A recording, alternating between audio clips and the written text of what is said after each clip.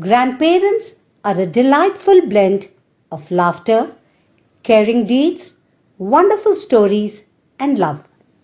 Now, let me know how many of you are blessed to have grandparents at home. How is your relation with them?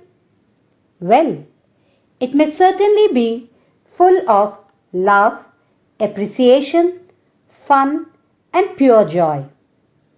As a part of Life Skills trip on empathy, you have been to the old age home, isn't it? Why do you think these institutions exist today?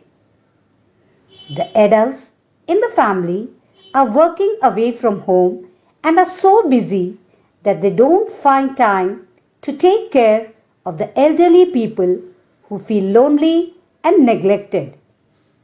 In this background, old age homes are mushrooming, which tells us that human relations have been pushed to the back burner.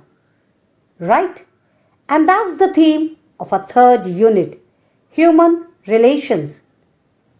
As you know, children, each unit is divided into three sections. In today's class, we will deal with the first reading of Unit 3, The Journey. Have a look at this picture. Can you tell me what is it about? Yes, it is about an old man's inner feelings. He expresses his pathetic condition about being neglected. How do the people respond to the old man's plight?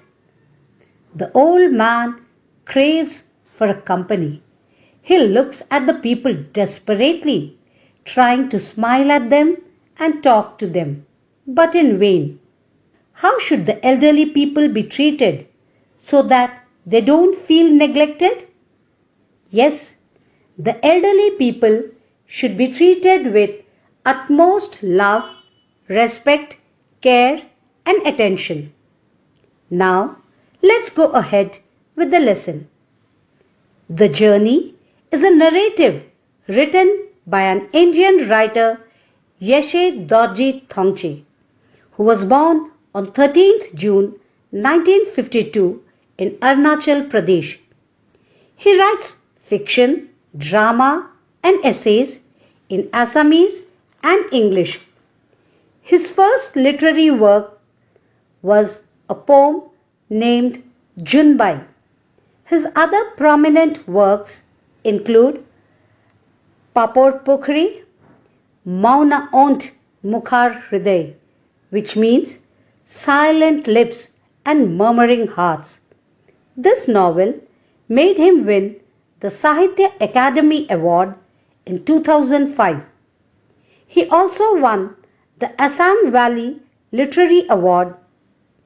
Most of his works deal with the cultural life of the Monpa and Shetdukpen tribes of Arunachal Pradesh.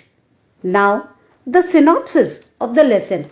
In this story, The Journey, the author shares the experience he had with his father during the walk from his house to the bus stop.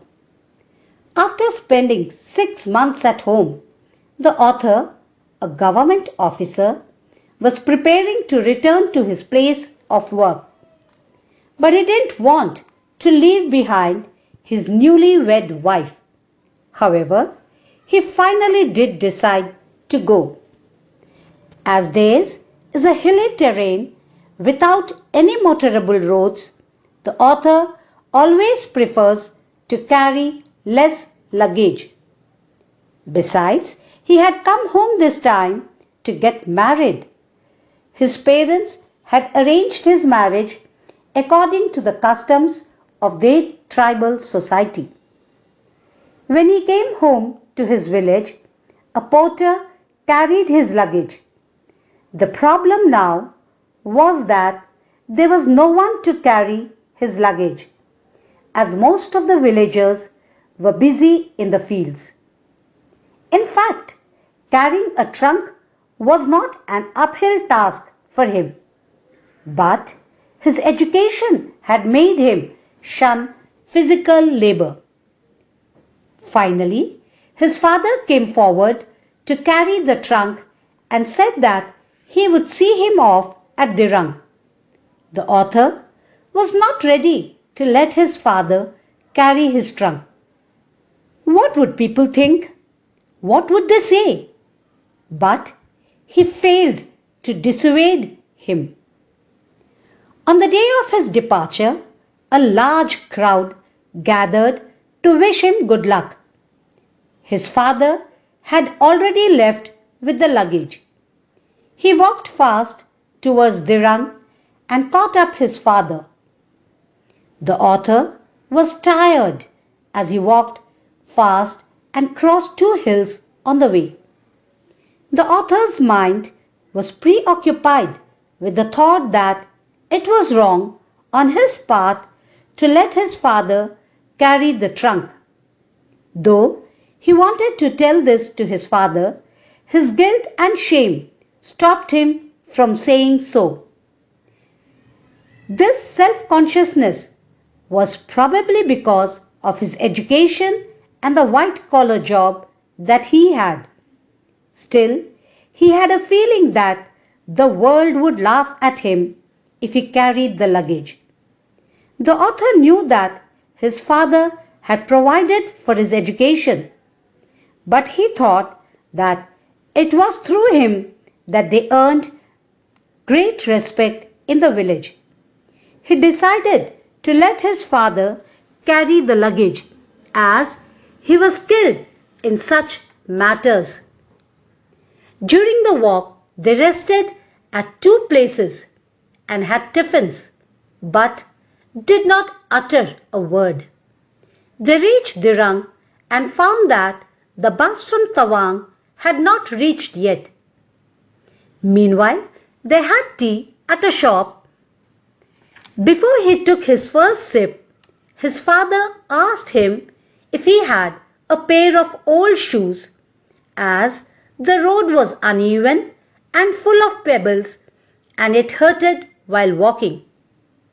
When the author looked at his father's bare feet, he realized what pain he was undergoing.